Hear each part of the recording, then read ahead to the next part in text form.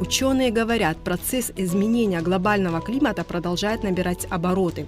Академик Сергей Бебия назвал одну из причин. Это бесконтрольная вырубка лесов, которая влияет и на климат, и на интенсивность паводков. Все просто. Взрослый лес, как губка, впитывает осадки. Сокращение его площади приводит к тому, что вода беспрепятственно стекает по поверхности почвы и значительно поднимает уровень рек. Вырубка лесов оказывает непосредственное прямое влияние на состояние климата, на состояние окружающей среды. Почему? Потому что эти леса сохраняют воду. Они переводят выпадающие осадки с атмосферного в грунтовые воды и постепенно впитывают, они под землей, они переходят в реки, и реки, на реках не происходит наводнения, они постепенно вот так регулируются естественным путем. Так была вся история, предыдущие исторические периоды. Но когда человек пришел, начал вырубать, значительно ослабил их функции, водоохранные функции, защитные функции.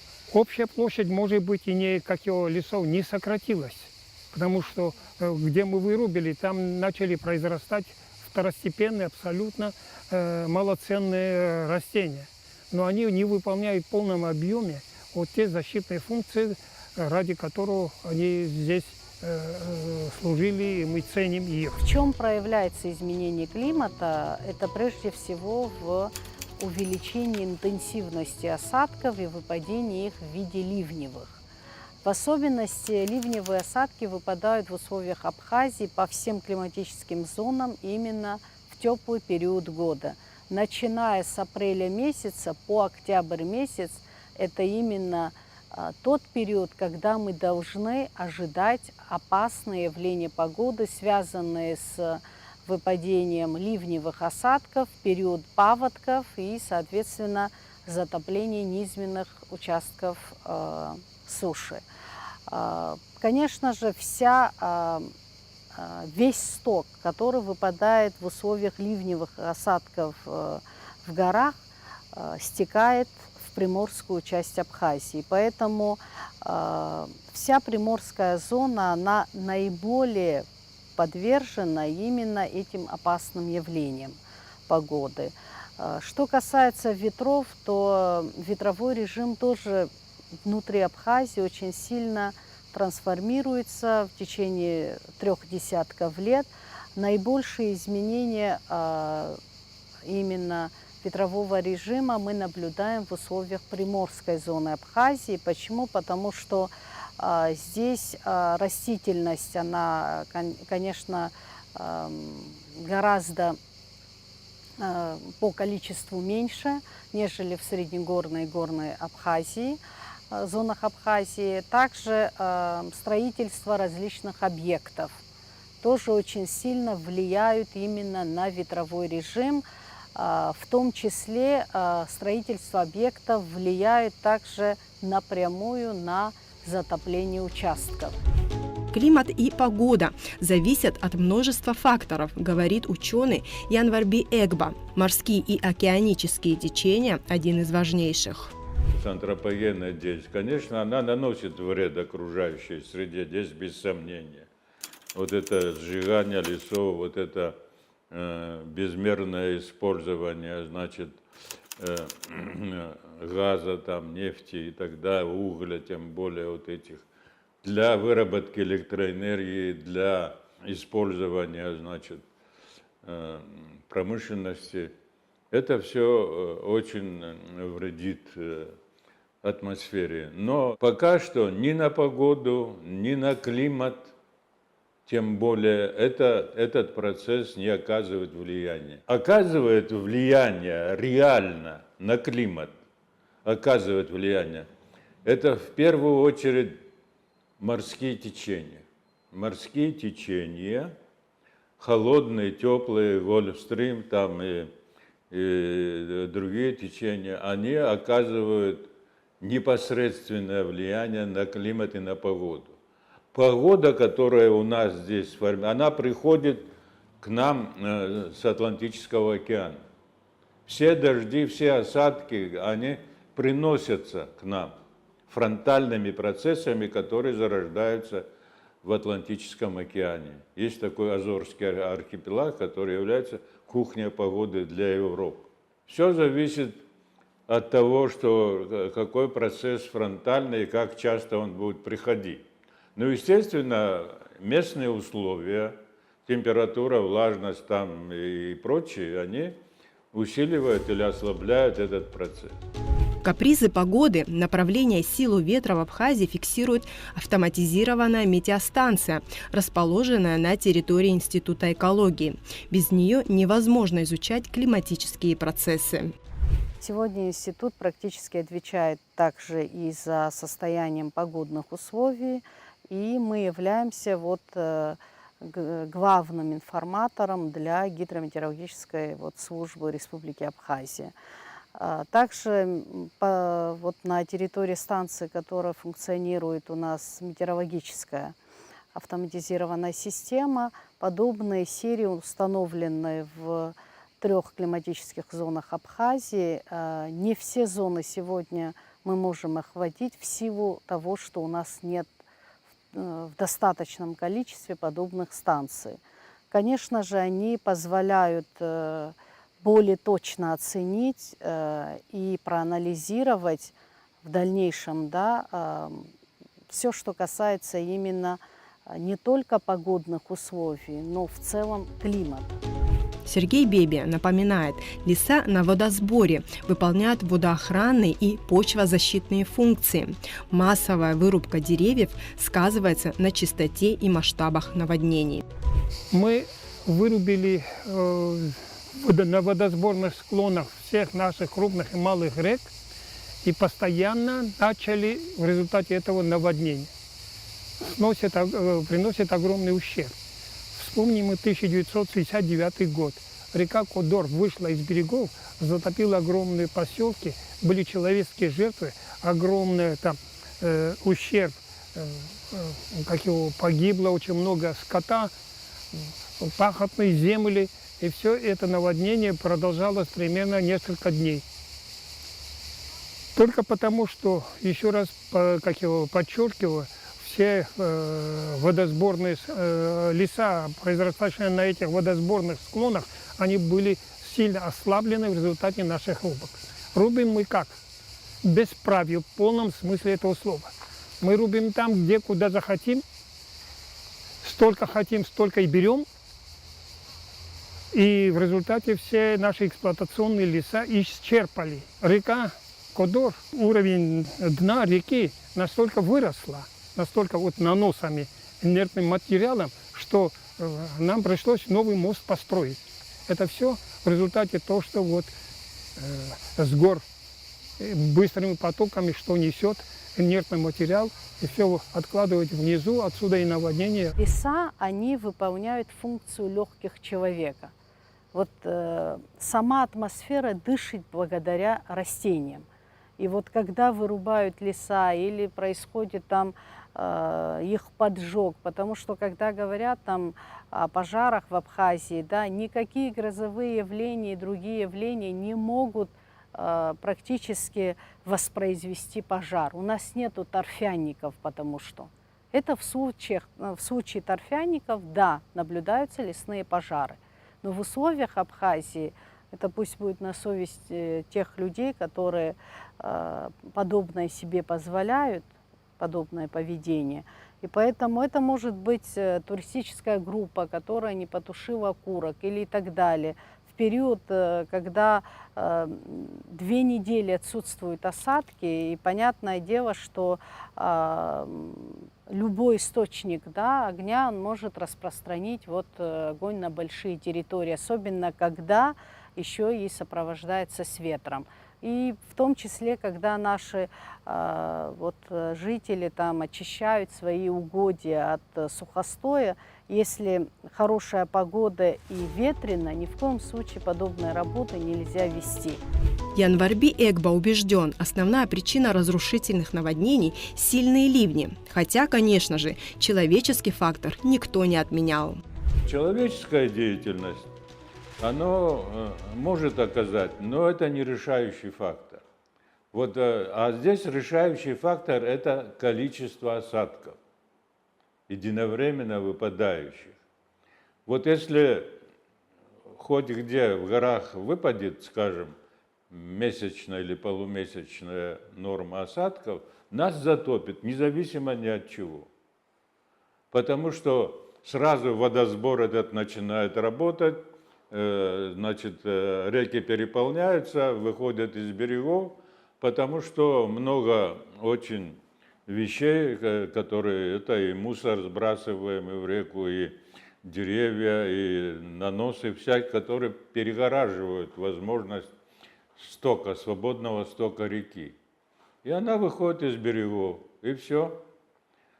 Поэтому я должен сказать, что для того, чтобы нас меньше затапливало, ну, нужно расчищать вот русло рек, естественные водотоки, раз. А потом ливневая канализация в городе должна быть, должна работать. Вот. И следить за строительством объектов. Подземные водотоки, нельзя их перегораживать, потому что у нас все склоны горные, которые у нас есть, они все оползневые. Особенно вот, начиная от Сухума и, по крайней мере, до Гудауты, вот эти все склоны, они едут, ползут. Там, где, я имею в виду в условиях Абхазии, больше вклада человека, там больше последствий. В частности, мы знаем, что Гагрский район застраивается. При строительстве обязательно нужна экспертиза эколога. Недостаточно там геодезиста, недостаточно там геоморфолога и так далее. И этих специалистов, кстати, также их очень мало, это, можно сказать, они в дефиците в условиях Абхазии. Когда мы приглашаем извне специалиста, он не знает практически зоны Абхазии, не знает, откуда дует вообще ветер или откуда к нам заходят циклоны. Все эти тонкости может знать только местный специалист. И поэтому при планировании строительства обязательно должны присутствовать специалисты, которые могут дать хорошую оценку и, соответственно, направить правильно. Между тем, в нацпарке Кадорского ущелья выделена площадь для лесозаготовительной деятельности. Все потому, что участков, доступных для рубки леса, практически не осталось. Мы были категорически против этого. Мы обсуждали это на парламенте нашей страны, как и в комиссии. Там были приглашены и другие специалисты. Мы обосновали, что нельзя этого делать. Во-первых, национальный парк – это национальное достояние. Во-вторых, уже создан правительством, как его утвержден, создание национального парка. Они просили сколько, 16 тысяч гектаров для того, чтобы там осуществлять рубки главного пользования, то есть для добывания древесины. Тем же методом, как они осуществляли везде и всюду. Я задаю вопрос, через 5 лет, 10 лет вы закончите там рубить, а дальше куда пойдете? Вы не выращиваете лес, а вы только занимаетесь вырубкой, уничтожением, и все ради узковедомственных таких целей. Вроде комиссия поддержала, вроде комиссия поняла, почему нельзя этого делать, почему нельзя рубить. К сожалению, в парламенте нашлись люди, в полном смысле этого слова я говорю, пролоббировали заинтересованные люди и провели это самое такое постановление, и вынесли, и сейчас будут рубить. И мы пожнем результат. Мы постоянно ослабляли защитные функции этих лесов. Постоянно, уже больше 150 лет мы рубим наши леса. Мы вывезли из Абхазии более 10 миллионов кубометров. Из Абхазии за все эти периоды.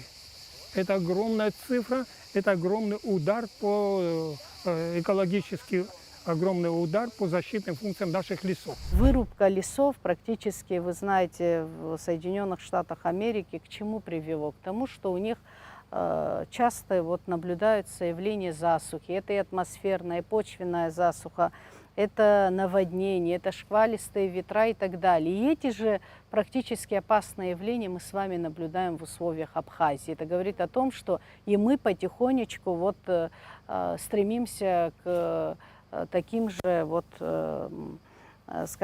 стремимся к тому, что меняем собственными руками на локальном уровне климат. Лесная отрасль Абхазии должна заниматься сохранением лесов, а не только заготовкой древесины, говорит академик Сергей Бебия. А как это делать, расписано в научных трудах абхазских ученых.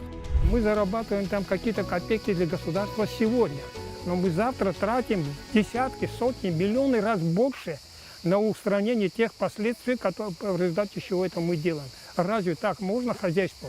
Такое хозяйство нельзя назвать эффективной. Одумайтесь, мы, сограждане, одумайтесь, люди, что мы делаем?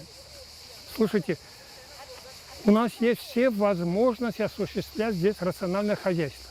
У нас не лесное хозяйство, а лесозаготовительная бригада, в полном смысле этого слова.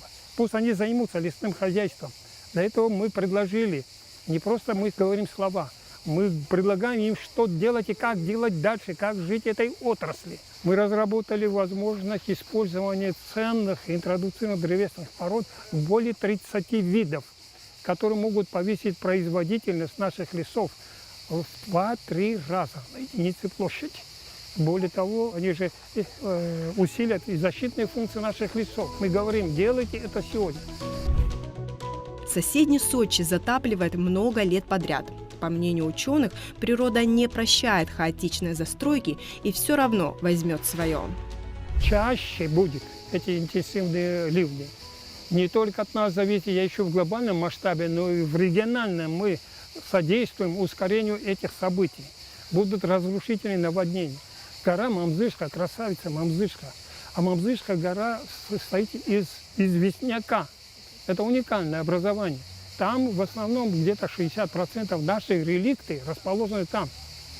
Именно эндемии расположены именно в этом ущелье, на горе Мамзышки. И когда эти лес рубили сверху, там еще дополнили это все пастухи. Там альпийской верхней горной зоны, до верхней лесного полоса нет. Все это полностью человек плюс пастухи, это все там оголенная вся альпийская там верхушка всей этой Мамзышки. Конечно, будут наводнения, конечно, будут внизу Гагры. Потом кричим, как Гагры снесло и так далее. Сейчас огромные средства. Сколько мы потратили для устранения этих самых. Мы должны были этим людям оплатить их расходы там, и так далее, и так далее. Все это в целом складывается, и надо комплексно подходить к ведению хозяйства в республике. В связи с потеплением климата контраст явлений метеорологических, он усилился в несколько раз. Вот если, скажем, июнь месяц у нас жаркий, из ряда вон выходящий, да, то следующий или через один будет, наоборот, сильно холодный.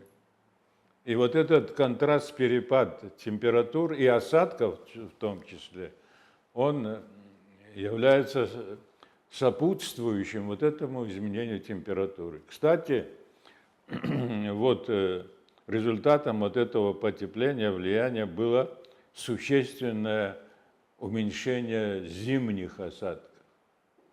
Зимние осадки для нас, они играют большую роль, чем даже весенние или летние осадки. Если зимние осадки не будет достаточно, то снег в горах не будет накапливаться. Да? Следовательно, быстренько весной, когда солнышко пригреет, вода с гор стает, стечет, и реки у нас будут без воды.